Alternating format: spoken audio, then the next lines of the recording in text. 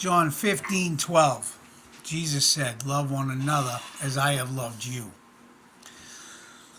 The thing I'm noticing, which is sad in the Christian world, and I'm going to just point this out so people can think about it, all right? Jesus said, "Love one another as I have loved you." And you'll see people that are like, "Oh, I feel so bad for the homeless," which there's nothing wrong with that. I feel bad for the homeless too. And I was one of them guys that didn't care about the homeless. Like, tell them to get a job, you know? And then when I started working with homeless, you start to find out these people are alone in the world. They had no family to help them. They had a tough break, and they couldn't come out of it. And contrary to popular opinion, not every homeless person is a drunk and a drug addict. And there's straight people that live out there. Some of them are out there temporarily. Some of them have been stuck out there for life because they just can't make money to get the first and the last. I watched a couple out there. They actually had to go live. They both worked jobs. They were both well dressed. They lived within a homeless camp because when you're in a homeless camp, you're safe. If they accept you, they help protect each other. It's a little community like you wouldn't believe, right? And I didn't mean to go off on this, but I wanted to tell you. So this couple is out there. I was like, wow. She goes, they had no family. Neither one of them had family, you know, so they had no one to help them. So they had to live homeless to save up for first and last. They both worked jobs. They both were well dressed and everything. They ended up living out there for 3 months. They got all the first and last. They got everything they needed. And then the next time I went to see them, they were gone. They got their place. And so a lot of the homeless aren't completely. Yeah, there is drug addicts. Yeah, there is drunks out there. But, you know. Anyway, my point to this video is you feel bad for this one. You feel bad for that one because they're handicapped. And you feel bad for you. But then you don't feel bad for a Christian that's struggling.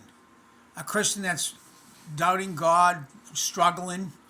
They offend somebody, so they get thrown out of the church, and now nobody wants anything to do with them. Stuff like that. We're supposed to love all of each other. And then there's the real dumb one. The Baptists don't like this guy because he's Pentecostal, and the Pentecostal hates this guy, and everybody hates that guy. And we all believe in God. We all believe we need to be born again, but because our doctrines don't line up, we hate. That is not what Jesus meant at all. We should be, let me tell you something. We should be praying for the people that think they're all set, that really ain't all set. We should be praying for the homeless. We should be praying for the struggling Christian. We should be praying that everybody doesn't argue over a denomination. Everybody's preaching unity these days. And I watch pastors get on there, and I watch talkers get on the internet, and they say, "Oh, I don't want to argue with this one. And they shouldn't bring my name into it. I just want to stay neutral." But then in another video, they're talking bad about the other person.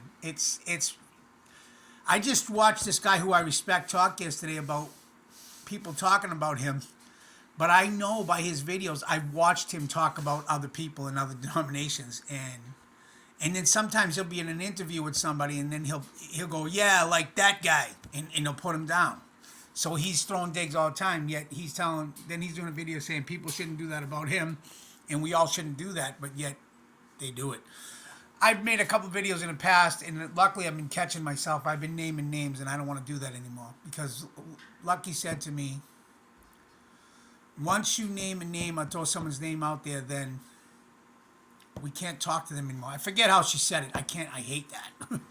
But she said it in a way, in other words, we can't talk to them. We can't preach to them anymore because now we just threw them out. Now we made them, and we actually put them like on the outs with us. And if they hear what you said about them, that'll put you on the outs with them.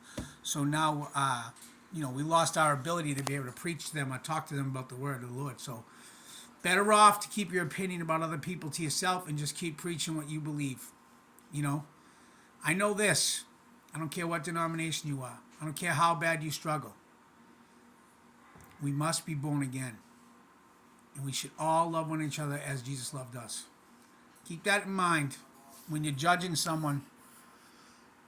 Especially, that's it. Just keep it out. All right?